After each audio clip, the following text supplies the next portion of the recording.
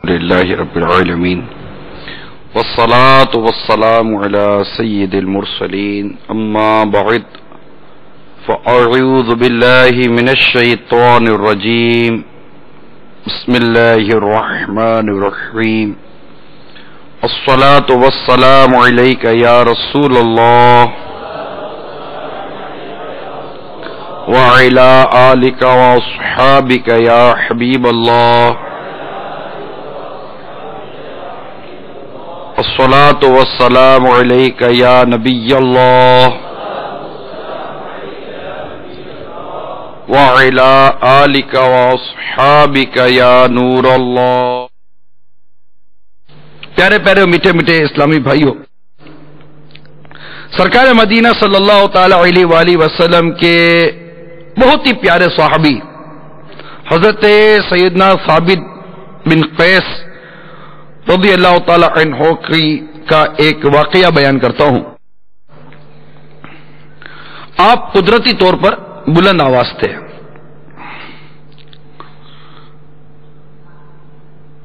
چند دن سے بارگاہ رسالت صلی اللہ تعالی علیہ وآلہ وسلم میں آپ کی حاضری نہیں ہو رہی تھی. سرکار مدینہ راحت قلب و سینہ صلی اللہ تعالی علیہ وآلہ وسلم نے اپنے غلام کے بارے میں دریافت فرمایا، یہ نظر نہیں آ رہے. تو بتایا گیا کہ ان پہ تو قیامت ٹوٹ پڑی ہے، گھر میں بیٹھ رہے، دروازے کو تالا لگا دیا ہے، شب و روز زارو قطار رو رہے ہیں.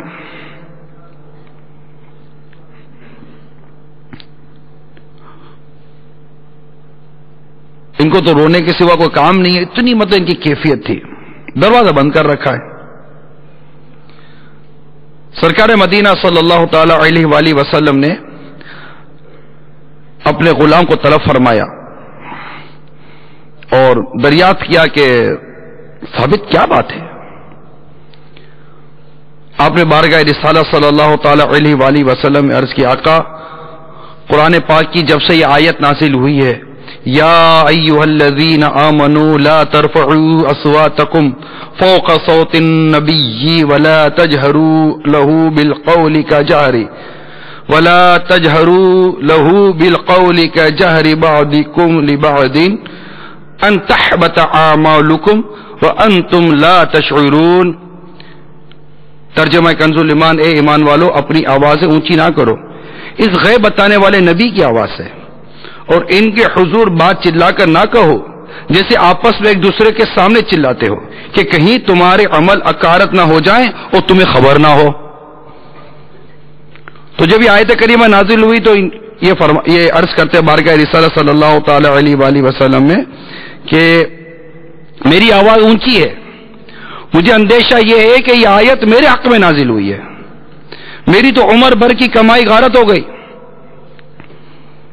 اس دل نواز آقا صلی اللہ تعالی علیہ وآلہ وسلم نے اپنے غلام کو تسلی دی اور ارشاد فرمایا، تم اس بات پر راضی نہیں کہ تم قابل تعریف زندگی بسر کرو اور شہادت کا رتبہ پاؤ اور اللہ تعالیٰ تمہیں جنت عطا فرمائے. اور گویا سرکار صلی اللہ تعالی علیہ وسلم نے اپنے عاشق صادق کو جنت کی بشارت عطا فرمائی. میرے پیارے پیارے اور میٹھے میٹھے اسلامی بھائیوں، کہ یہ جو قرآن پاک کی آیت نازل ہوئی، یا ایھا الذین آمنوا لا ترفعوا اصواتکم فوق صوت النبی، اے ایمان والو اپنی آوازیں اونچی نہ کرو اس غیب بتانے والے نبی کی آواز سے. ولا تجہروا لہ بالقول، اور ان کے حضور بات چلا کر نہ کہو، کجہر بعضکم لبعض، جیسے آپس میں ایک دوسرے کے سامنے چلاتے ہو. ان تحبط اعمالکم وانتم لا تشعرون، کہ کہیں تمہارے عمل اکارت نہ ہو جائیں اور تمہیں خبر نہ ہو۔ اب یہ آیت کریمہ سن کر ان کی مطلب کہ حالت غیر ہو گئی، اور وہ کس قدر اس فرمان جو مبارک قرآن پاک کا نازل ہوا جس میں سرکار مدینہ صلی اللہ تعالی علیہ وسلم کی کمال درجے کی تعظیم اور ادب کا بیان کیا گیا۔ کون؟ پیارا رب عطا فرما رہا ہے۔ رب کریم سورہ حجرات جو 26واں پارہ ہے، سورہ حجرات کی آیت نمبر 2 میں نے تلاوت کی تھی۔ اس دوسری آیت کے اندر رب کریم نے پیارے آقا صلی اللہ تعالی علیہ وآلہ وسلم کا کیسا ادب عطا فرمایا، اور اس میں کس کمال درجے کی تعظیم کا بیان کیا جا رہا ہے کہ یہ میرے پیارے حبیب صلی اللہ تعالی وسلم کی بارگاہ ہے، اور اس بارگاہ کا یہ ادب ہے، اس ادب کو بجا لانا چاہیے۔ یعنی یہ وہ آیت تھی کہ فاروق اعظم رضی اللہ تعالی عنہ اس آیت کے بعد اتنی دھیمی گفتگو کرتے تھے، اتنی دھیمی گفتگو کرتے تھے کہ بعض اوقات ان سے پوچھا جاتا تھا کیا فرمایا آپ نے، اتنی دھیمی گفتگو کرتے تھے۔ اور سیدنا صدیق اکبر رضی اللہ تعالی عنہ کا یہ عالم تھا کہ سرکار مدینہ صلی اللہ علیہ وسلم کی بارگاہ میں عرض کی، آقا مجھے اس ذات کی قسم جس نے آپ پر یہ قرآن نازل فرمایا، میں تا دم زیست سرکار صلی اللہ علیہ وسلم سے آہستہ آہستہ بات کروں گا، اور جب کوئی قافلہ سرکار مدینہ صلی اللہ تعالی وسلم کی بارگاہ میں ملاقات کے لیے حاضر ہوتا، مدینہ منورہ پہنچتا، تو سیدنا صدیق اکبر رضی اللہ تعالی عنہ ان کی طرف ایک خاص آدمی بھیجا کرتے تھے جو انہیں بارگاہ رسالت صلی اللہ تعالی علیہ وآلہ وسلم میں حاضری کا ادب بتایا کرتے تھے، ادب بتاتے تھے، اور گویا کہ ہر طرح سرکار کی صلی اللہ علیہ وسلم کی بارگاہ کا جو ادب اور احترام تھا اسے ملحوظ رکھنے کی تلقین فرمایا کرتے تھے۔ کیا عالم تھا صحابہ کرام علیہم رضوان کا۔ اور ویسے ہی یہ قرآن پاک کی جب آیت نازل ہوئی تو کیسے اشاق تھے یہ صحابہ کرام علیہم رضوان، کیسے اشاق تھے۔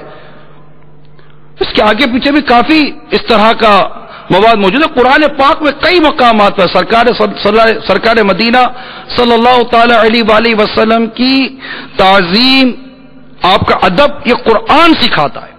میرے آقا صلی اللہ علیہ وسلم کی تعظیم اور ادب یہ قرآن سکھاتا ہے کہ میرے حبیب کی بارگاہ میں یوں کہو یوں نہیں کہو، جب میرے حبیب تمہیں بلائیں تو یوں آؤ، میرے حبیب تمہیں کھانے پہ بلائیں تو یوں رہو، جب کھانا کھا چکے تو یوں چلے جاؤ۔ میرے حبیب کو کسی قسم کی تکلیف نہیں ہونی چاہیے، غور کریں۔ پھر اس پیارے حبیب لبیب صلی اللہ تعالی علیہ وسلم جن کا ادب، جن کا احترام، جن کی تعظیم کا بیان خود قرآن کرتا ہو، وہ آقا صلی اللہ تعالی وسلم کے جشن ولادت یہ عاشقان رسول کیوں نہ منائے۔ اب میری نگاہوں میں جچتا نہیں کوئی، میری نگاہوں میں جچتا نہیں کوئی، جیسے میرے سرکار ہیں، جیسے میرے سرکار ہیں، جیسے میرے سرکار ہیں۔ اب میری نگاہ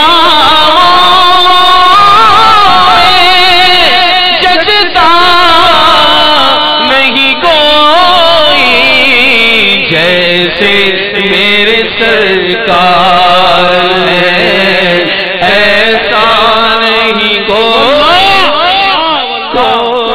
جیسے میرے سرکار ہے، ایسا نہیں کوئی جیسے میرے سرکار ہے، ایسا نہیں کوئی۔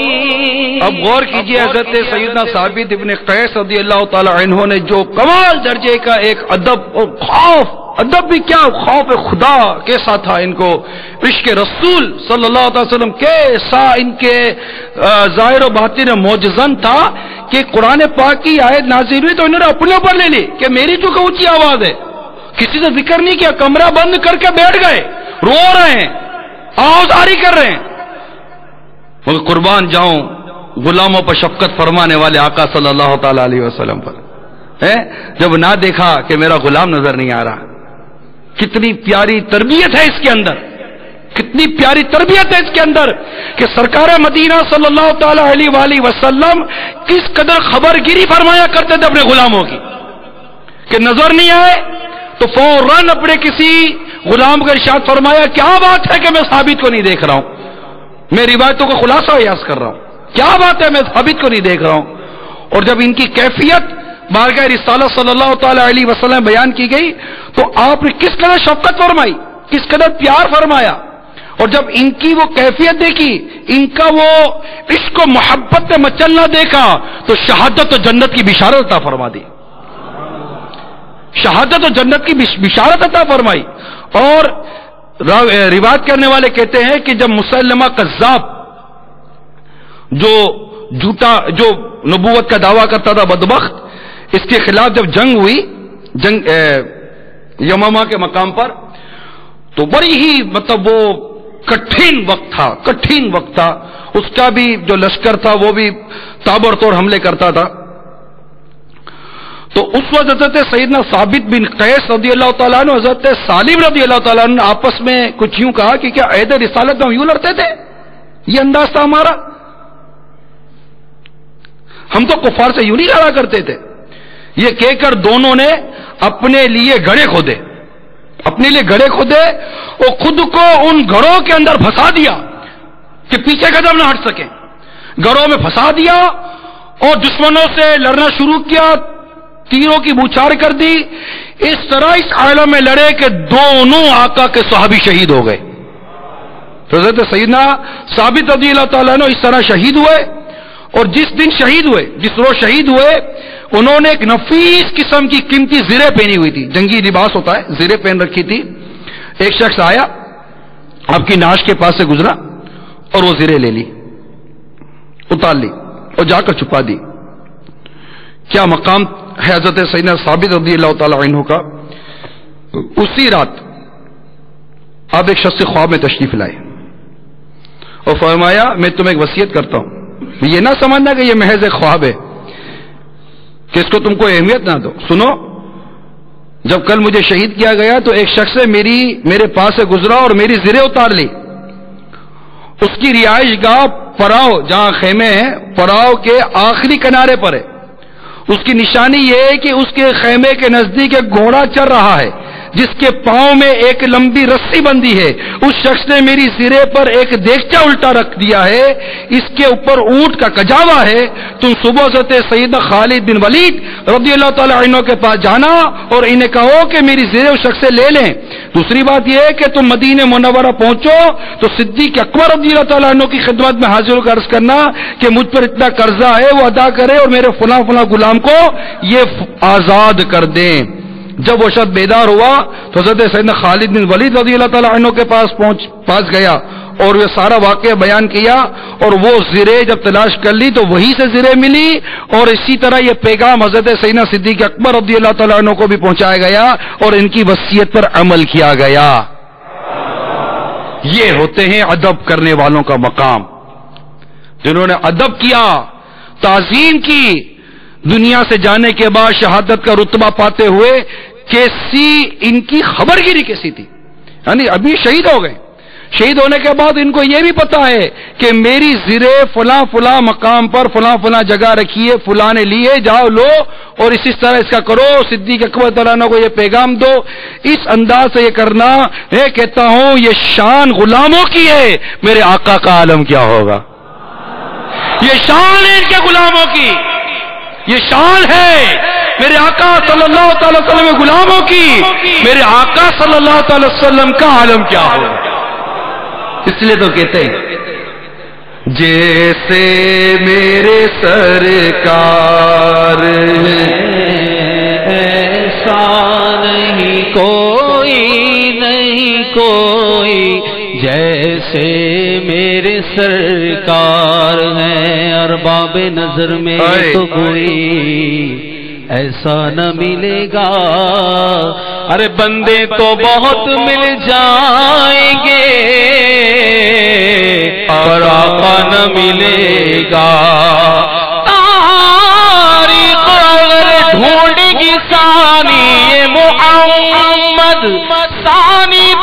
بڑی چیز ہے سایہ نہ ملے گا جیسے میرے سرکار ہے، ایسا نہیں کوئی جیسے میرے سرکار ہے، ایسا نہیں کوئی اب غور کیجئے میرے رب کریم نے اتنا پیارا ارشاد فرمایا کہ ان کے حضور بات چلا کر نہ کہو جیسے آپس میں دوسرے کے سامنے چلاتے ہو، کہ کہیں تمہارے عمل اکارت نہ ہو جائیں اور تمہیں خبر نہ ہو، تمہیں خبر تک نہ ہو۔ اس میں کتنی چوٹ ہے، بندہ غور کرے کہ یہ بے ادبی آقا صلی اللہ علیہ وسلم کی شان میں، یہ بے ادبی جو ہے، احترام نہ کرنا، آپ کی تعظیم بجا نہ لانا، جو اس آیت کے تحت جو بے ادبی بیان کی گئی ہے، جو اس کے تحت جو مفسرین نے لکھا ہے کہ بندہ غور کرے کہ اعمال اکارت چلے جائیں، سب نیکیاں مٹ جائیں گی اور تمہیں خبر تک نہ ہوگی۔ کتنی یہ جو نا وَأَنْتُمْ لَا تَشْعُرُونَ، اور تمہیں خبر تک نہ ہوگی، اپنے آپ کو وہی نمازی پرہیزگار اور طرح طرح سے مطلب وہ اپنے بارے میں میں قائم اللیل ہوں تو صائم الدہر ہوں، تو اس طرح مطلب کہ میں محدث ہوں تو میں یہ ہوں میں وہ ہوں، مجھے جناب یہ عبادت تو میری وہ عبادت، یہ کرتے رہو گے، اور بارگاہ رسالہ حال یہ ہو کہ بے ادبی و گستاخی کا اگر معاملہ ہو تو یاد رکھیے یہ بے ادبی اور یہ گستاخی یہ ساری یہ نیکیوں کے اعمال کو برباد کر کے رکھ دے گی۔ اور فرمایا وَأَنْتُمْ لَا تَشْعُرُونَ، اور تمہیں خبر تک نہ ہوگی، اپنے آپ کو یہی نیک سمجھتے رہو گے، اور جب راز کھلے گا تو پتہ چلے گا کہ ہاتھ کچھ نہیں آیا۔ اور جو اس سے ہٹ کر آگے ارشاد ہوا اس کے آگے کہ بے شک جو اپنی آوازیں پست کرتے ہیں،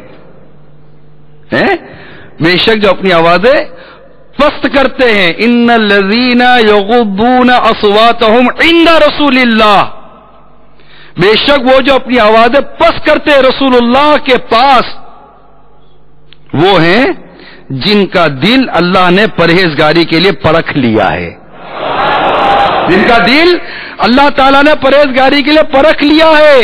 اور انعام کیا دے رہا ہے کہ ایک تو ان کا دل اللہ نے پرہیزگاری کے لیے پرکھ لیا، یعنی اس کے تیز مفسر لکھتے ہیں کہ یہ ایسی نعمت ہے کہ اللہ تعالیٰ جس کا دل پرہیزگاری کے لیے پرکھ لیتا ہے، پرہیزگاری کے لیے چن لیتا ہے، گویا کہ اس کے لیے تقوی پر عمل کرنا آسان فرما دیتا ہے، وہ متقی بن جاتا ہے، یعنی تقوی اور پرہیزگاری پر عمل کرنا اس کے لیے دشوار نہیں رہتا، وہ ایسا عاشق رسول بن جاتا ہے۔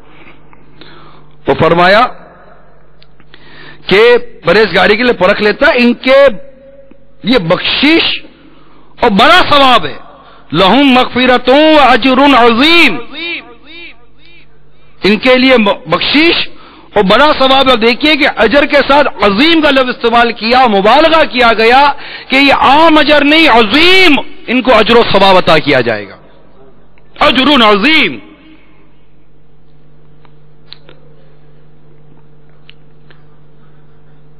تو یہ ادب، یہ احترام، یہ تعظیم جو قرآن بیان کرتا ہے، یہ تو ایک سورہ حجرات کی میں نے آیت بیان کی ہے، اس کے علاوہ تو قرآن پاک میں کئی آیات ہیں جن میں سرکار صلی اللہ علیہ وسلم کی ادب اور تعظیم کا بیان کیا گیا ہے۔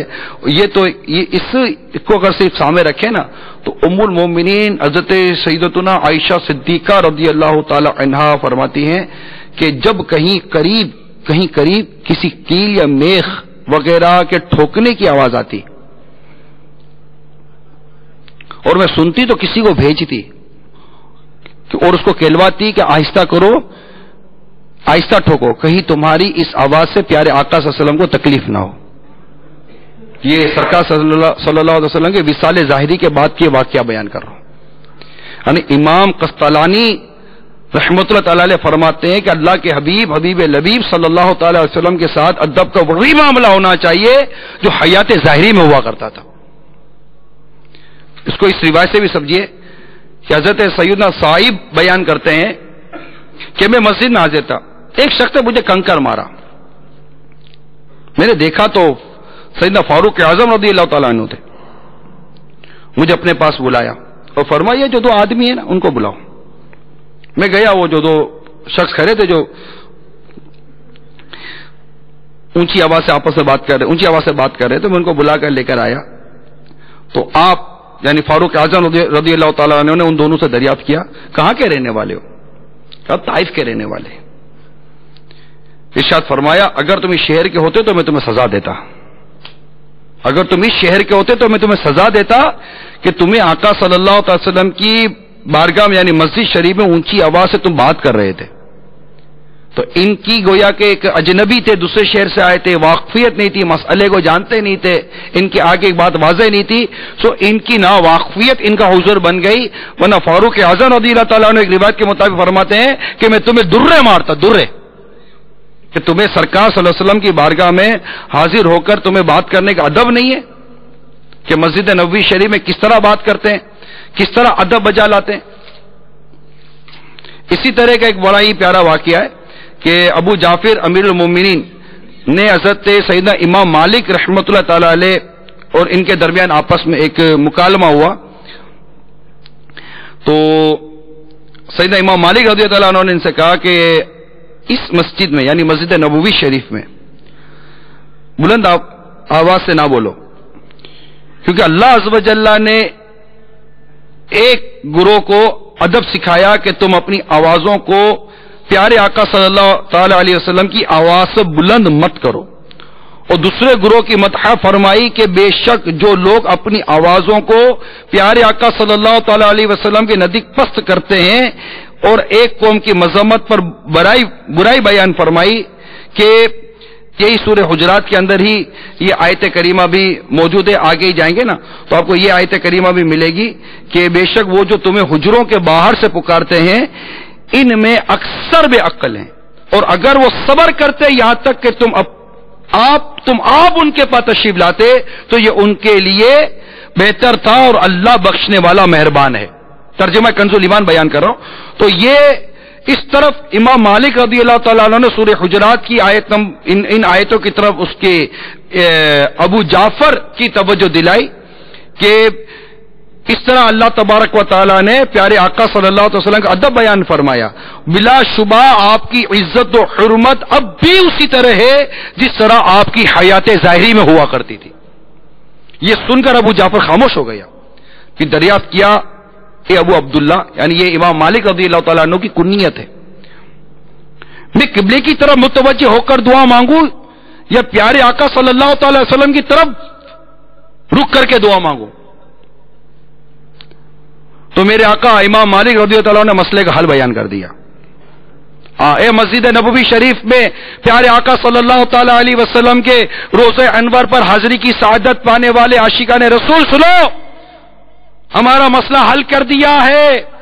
امام مالک رضی اللہ تعالیٰ نے فرمایا تم کیوں حضور سے منہ پھیرتے ہو, تم کیوں پیارے آقا صلی اللہ تعالی وسلم سے منہ پھیرتے ہو, حالانکہ حضور تمہارے اور تمہارے والد حضرت سیدنا آدم علیہ نبینا علیہ السلام کے بروز قیامت اللہ کی جناب میں وسیلہ ہیں, بلکہ تم حضور ہی کی طرف متوجہ ہو کر دعا کرو, ان سے شفاعت مانگو, پھر اللہ عز و جل آپ کی شفاعت قبول فرمائے گا. اور قرآن پاک کی وہ آیت کریمہ یہاں کوٹ کی گئی کہ اور جب تم اپنی جانوں پر ظلم کرو تو پیارے حبیب کی بارگاہ میں حاضر ہو, یہ سورہ نساء کے اندر ہے. تو میرے میٹھے میٹھے اور پیارے پیارے اسلامی بھائیوں اور میرے مدنی چینل کے ناظرین, آپ نے ملاحظہ کیا کہ سرکار مدینہ صلی اللہ تعالی علیہ وآلہ وسلم کی تعظیم, آپ کا ادب اور آپ کی محبت کس قدر, مطلب ہمارے یہ اکابرین جو گزرے, بزرگان دین گزرے, ان کے اندر تھی. میں صحابہ کرام علیہم رضوان سے گویا کہ یہ واقعات لے کر چل رہا ہوں. پھر سرکار مدینہ صلی اللہ تعالی علیہ وآلہ وسلم کی حیات ظاہری میں اور آپ کی حیات ظاہری کے بعد جب آپ کی وفات ظاہری ہو گئی, اس پر کے بعد بھی اب بھی سرکار صلی اللہ تعالی وسلم کا جو مقام, جو ادب اور احترام ہمارے علماء نے بیان کیا, اس کے کچھ چند مدنی پھول میں عرض کرنے کی کوشش کر رہا تھا. اسی طرح ایک وقت ایسا آیا کہ مولا مشکل کشا شیر خدا کرم اللہ تعالی وجہ الکریم کو کچھ اپنے مکان میں تعمیرات کچھ کروانی پڑ گئی.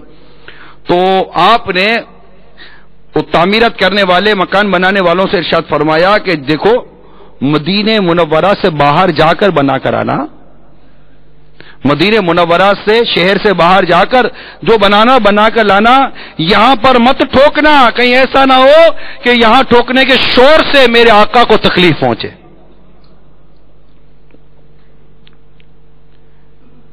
یہ ادب اور احترام، یہ محبت، یہ کمال درجے کی تعظیم ہمارے بزرگان دین میں ہم نے پڑھی، اور جن کو اللہ نے دکھایا انہوں نے دیکھی بھی ہے۔ اس قدر آقا صلی اللہ علیہ وسلم کی محبت، کیونکہ یہ محبت کرواتی ہے، جس سے آپ کو محبت ہوگی نا، آپ اس کی اتنی تعظیم کریں گے، اس سے اتنا ہی اس کا ادب کریں گے۔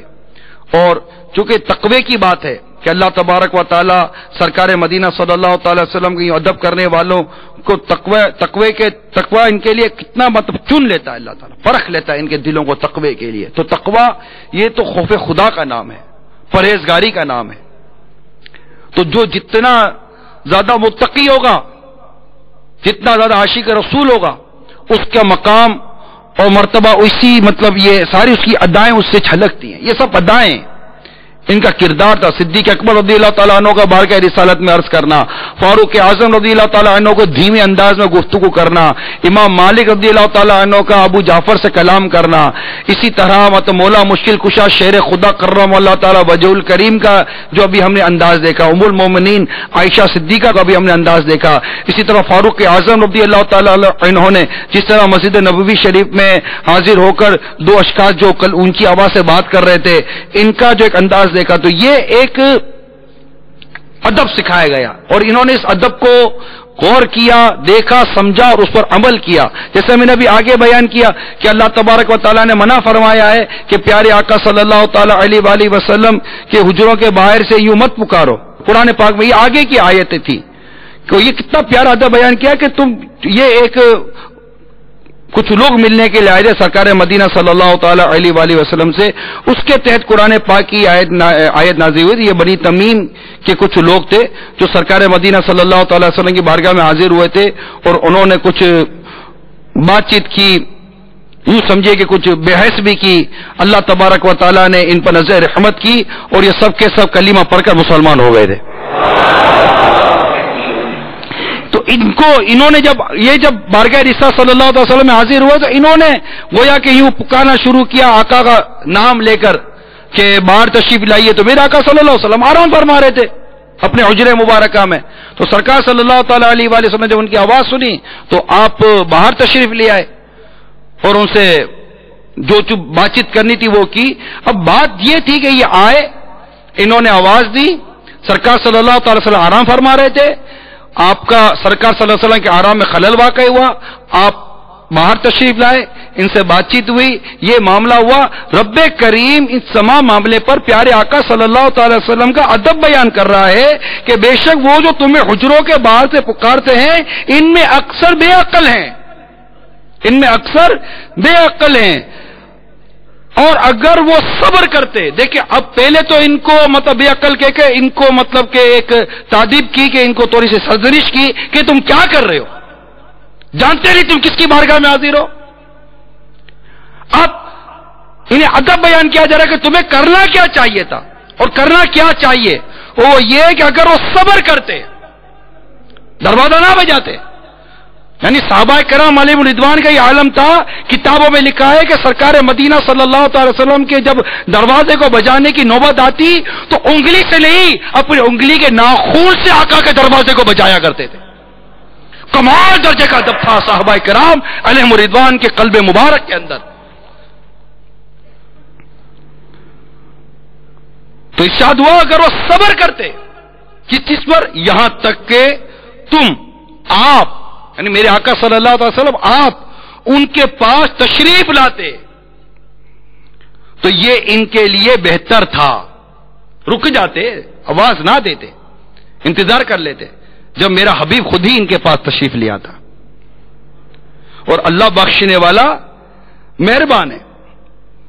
تو اب غور کیجئے کہ یہ وہ آداب ہیں. پھر ان آداب کو لے کر ہمارے اکابرین نے، بزرگان دین نے بہت کچھ اس معاملے میں ہمیں مدنی پھول عطا کیے ہیں. اسی آیت سے استدلال کرتے ہوئے جو پچھلی آیت بھی میں نے بیان کی، علماء نے فرمایا ہے کہ انسان جب روزہ مقدسہ سرکار صلی اللہ علیہ وسلم کے روزہ انور پر حاضر ہو تو وہاں بھی آواز اونچی نہ کرے. ہاں، جہاں حدیث پاک کا درس ہو رہا ہو وہاں بھی آواز بلند نہ کرے. اسی طرح علماء حقہ، علماء ربانیین کی بارگاہ میں جب حاضر ہو اس وقت بھی چلا چلا گفتگو نہ کرے. اور اسی پر فرمایا کہ جب اسی طرح اپنے جب پیر و مرشد کی بارگاہ میں حاضر ہو تو اسی طرح کا ادب بجا لائے. اس پر علماء کرام نے بالکل واضح طور پر اس میں صراحت فرمائی ہے اور وضاحت کی ہے. اور اس پر ہمارے بزرگوں نے بڑا عمل کیا کہ یہ جو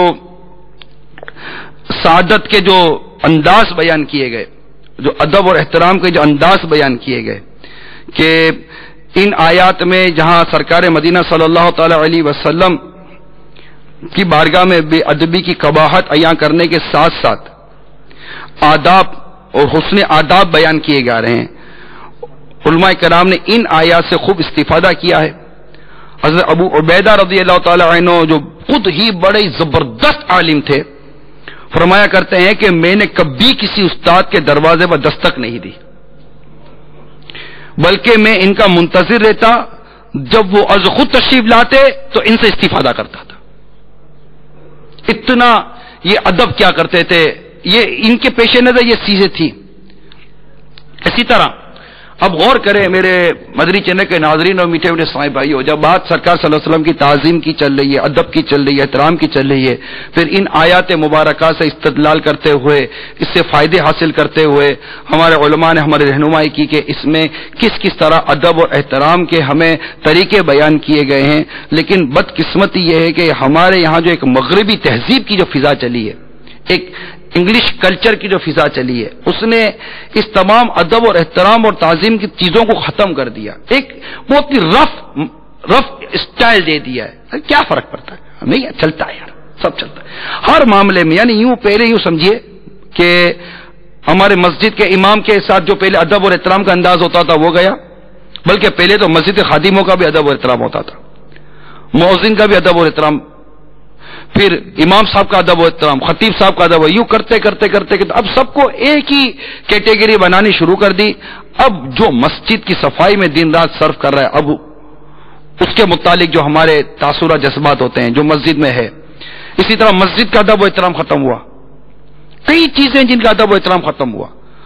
خود آپ کعبہ معظمہ کے گرد تھوڑی نظر کرے تو وہاں پتہ چلے گا کہ لوگوں کا عجیب و غریب انداز ہے.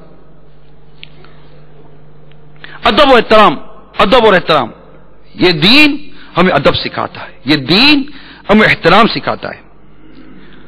شاگردوں کے دلوں سے استاد کا ادب جاتا رہا، مذاق اڑاتے.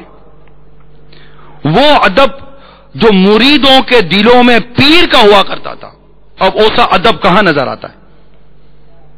وہ تعظیم جو مرید کے دلوں میں پیر کے لیے ہوا کرتی تھی، شاگرد کے دل میں استاد کے لیے ہوا کرتی تھی، اولاد کے دل میں والدین کے لیے ہوا کرتی تھی، لوگوں کے دلوں میں علماء کے لیے ہوا کرتی تھی، امام کے لیے ہوا کرتی تھی، وہ کہاں گئی؟ رف اسٹائل ہو گیا، سب چلتا ہے. تو میرے پیارے اور میٹھے اسلامی بھائیوں، یہ انداز درست نہیں ہے. جہاں سرکار مدینہ صلی اللہ تعالی وسلم کی ادب و تعظیم کا میں نے بیان کیا، وہیں جو ہمارے علماء نے ہماری رہنمائی کی ہے، اس پر بھی کچھ مدنی پھول عرض کرتے ہوئے اپنے بیان کو اختتام کی طرف لے کے جا رہا ہوں کہ ہمیں سرکار مدینہ صلی اللہ تعالی علیہ وآلہ وسلم کا ادب اور احترام و تعظیم و محبت میں جس قدر ہم بڑھ سکتے ہم بڑھیں. آپ دیکھیے حضرت امام مالک رضی اللہ تعالیٰ عنہ فرماتے ہیں کہ ایوب سختیانی رحمۃ اللہ تعالی علیہ کی نسبت آپ سے جب پوچھا گیا تو فرمایا میں تم میں سے جس کو بھی ان کی حدیث بیان کروں تو ان سے افضل پھر کوئی اور نہیں ہوگا. میں نے انہیں 2 مرتبہ حج کرتے دیکھا، میں نے دیکھا اور میں ان کو سنتا تھا کہ جب نبی پاک صلی اللہ تعالی علیہ وسلم کا ذکر ہوتا تو اتنا روتے کہ مجھے ان پر رحم آ جاتا تھا.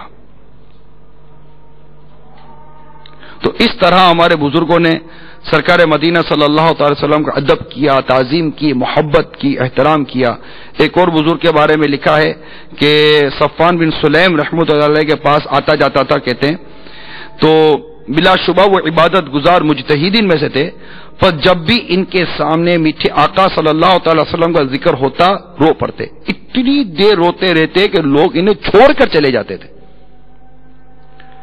تو سرکار مدینہ صلی اللہ تعالی وسلم کی عشق و محبت جتنا زیادہ ہوگا، دیکھیں محبت جو ہے نا یہ تعظیم لاتی ہے، محبت یہ ادب لاتا ہے۔ اس کو یہ بنیادی ایک مدنی پھول ہے، اسے اپنے دل کے مدنی گلدستے میں سجائیے۔ یہ بنیادی مدنی پھول ہے۔ ادب اور تعظیم یہ محبت کے ساتھ ہے۔ آپ کو جس سے جتنی محبت ہوگی آپ اس سے اتنی ہی اس کی تعظیم کریں گے۔ اچھا، جتنی محبت ہوگی اس کی اتنی قدر ہوگی، اس کی اتنی قدر ہوگی، اس کے ملنے کا اس قدر احساس ہوگا، اور یہ جتنی بڑی نعمت ہوگی اتنی زیادہ خوشی ہوگی۔ ہم دیکھیں سرکار مدینہ صلی اللہ تعالی علیہ وسلم کی جو اس قدر آپ دیکھیں گے ہر سال میرے آقا صلی اللہ علیہ وسلم کا جشن ولادت بڑھتا ہی چلا جا رہا ہے، اس کی خوشیوں میں گویا کہ ایک طرح سے اضافہ ہی ہوتا چلا جا رہا ہے کہ یہ عاشقان رسول کی گویا کہ یہ ایک بہت پیاری ادا سامنے آتی ہے کہ انہیں سرکار صلی اللہ علیہ وسلم بے حد محبت ہے، یہ بے حد محبت کرتے ہیں سرکار صلی اللہ علیہ وسلم سے، اور اس محبت ان کے اندر مزید تعظیم، مزید ادب اور اس نعمت کی مزید قدر لاتی ہے، اور اس پر یہ مزید اللہ کا شکر ادا کرنے کی کوشش کرتے ہیں کہ ہم اللہ تبارک و تعالیٰ کا شکر بجا لاتے ہیں کہ جس رب کریم نے ہمیں سرکار مدینہ صلی اللہ تعالی علیہ وسلم کی امت نے پیدا کر دیا، ہمیں آقا صلی اللہ تعالی علیہ وسلم جیسی عظیم نعمت عطا کی کہ وہ جو نہ تھے تو کچھ نہ تھا، وہ جو نہ ہو تو کچھ نہ ہو، جان ہے وہ جہان کی، جان ہے تو جہان۔ اللہ کی سرتابہ قدم شان ہے یہ، انسان نہیں انسان، وہ انسان ہے یہ۔ قرآن تو ایمان بتاتا ہے انہیں، ایمان یہ کہتا ہے میری جان ہے۔ تو یہ شکر ہے، اللہ تبارک و تعالیٰ کی اس عظیم نعمت کا شکر ادا کر رہی ہے یہ امت، اور یہ شکر ادا کرنے کا ایک انداز ہے کہ جس 12 ربیع النور شریف کو یہ نعمت ہمیں عطا ہوئی، ہم اس 12 ربیع النور شریف کو آقا کا جشن ولادت مناتے ہیں، اس تاریخ کو یہ نعمت عطا ہوئی۔ ربیع الاول تجھ پر اہل سنت کیوں نہ ہو قرباں، ربیع الاول تجھ پر اہل سنت کیوں نہ ہو قرباں، کہ تیری 12ویں تاریخ وہ جانے چمن آیا، کیوں نہ قربان۔ صحاب رحمت باری ہے 12ویں تاریخ، کرم کا چشمہ جاری ہے 12ویں تاریخ۔ ہمیشہ تو نے غلاموں کے دل کیے ٹھنڈے، جلے وہ تجھ سے، جلے جو تجھ سے وہ ناری ہے 12ویں تاریخ۔ تمام ہو گئی میلاد انبیاء کی خوشی، تمام ہو گئی، جتنے انبیاء کرام علیہ السلام آئے ان کے میلاد کی خوشیاں پوری ہو گئی، یعنی اب تو کوئی نبی نہیں آئے گا، تمام ہو گئی میلاد انبیاء کی خوشی، ہمیشہ اب تیری باری ہے 12ویں تاریخ۔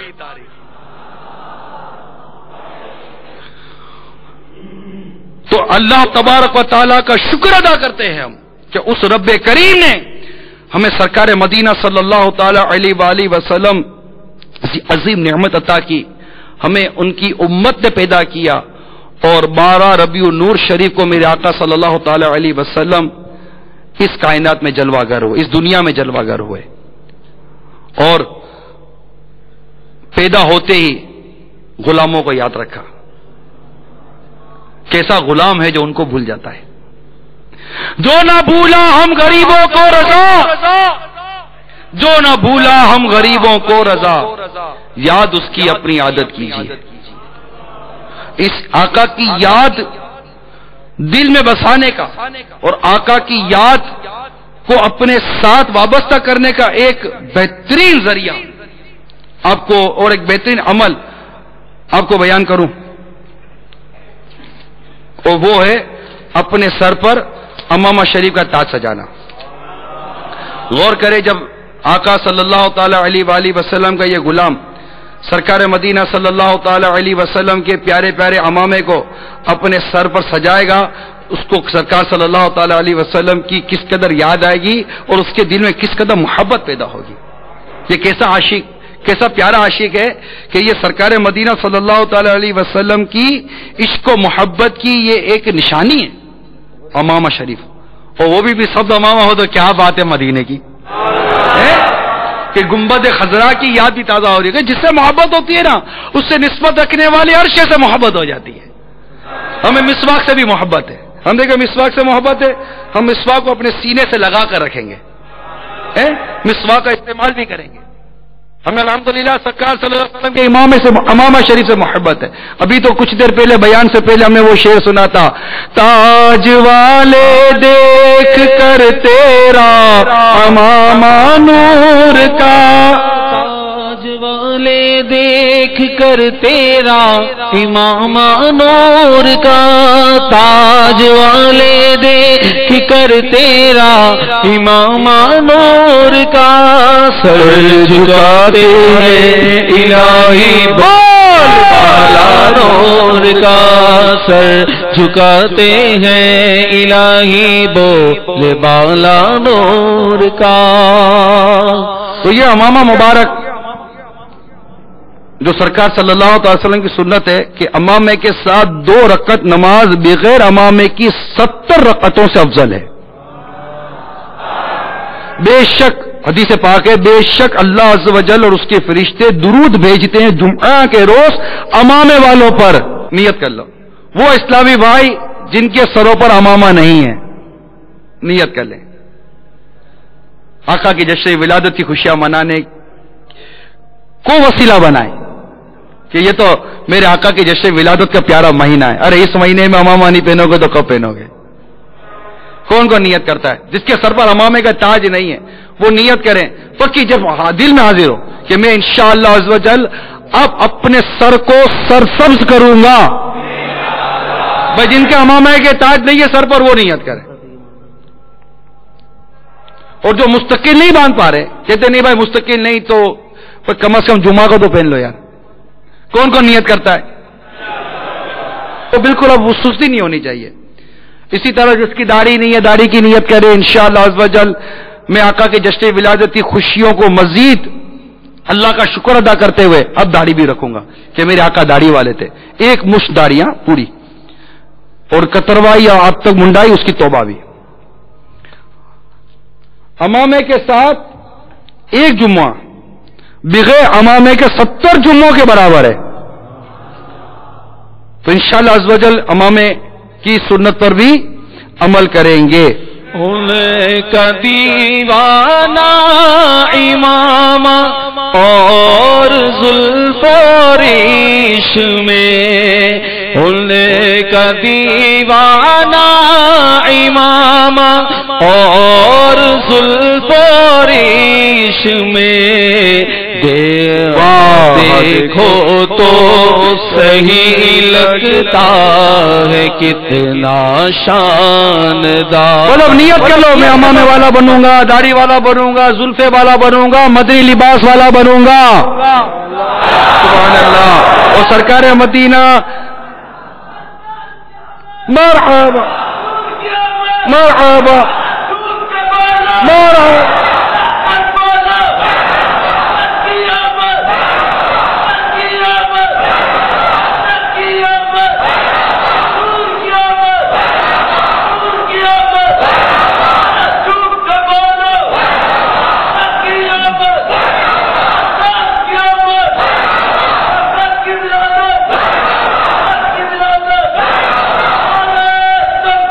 اللہ اکبر. یا رسول اللہ، یا غوث فیضان مشکل کشا، سر پر امامہ، رخ پہ داڑھی، سر پر زلفیں، کفل مدینہ رہے گا، کفل مدینہ لگا رہے گا، کفل مدینہ لگا رہے گا، اکثر نظریں رہیں گی. حیا سے نظریں، غیبت کے خلاف جنگ، نہ غیبت کریں گے نہ غیبت سنیں گے، محبتوں کے بچے، شیطان کے خلاف جنگ۔ ابھی ہم سن رہے تھے کہ سر پہ امامہ سجا رہے، سر پہ امامہ، سبحان اللہ، سر پہ امامہ سجا رہے گا۔ مناسب یہ ہے کہ امامے کا پہلا پیج سر کی سیدھی جانب سے جائے نا۔ اور حضرت محقق علی الاطلاع خاتم المحدثین حضرت علامہ شیخ عبد الحق محدث دہلوی رحمۃ اللہ تعالی علیہ فرماتے ہیں کہ نبی پاک صلی اللہ تعالی علیہ وسلم کا امامہ شریف اکثر سفید، کبھی سیاہ اور کبھی سبز ہوتا تھا۔ اللہ تعالی ہم سب کو عمل کی توفیق عطا فرمائے۔ صلو علی الحبیب صلی اللہ تعالی علی محمد۔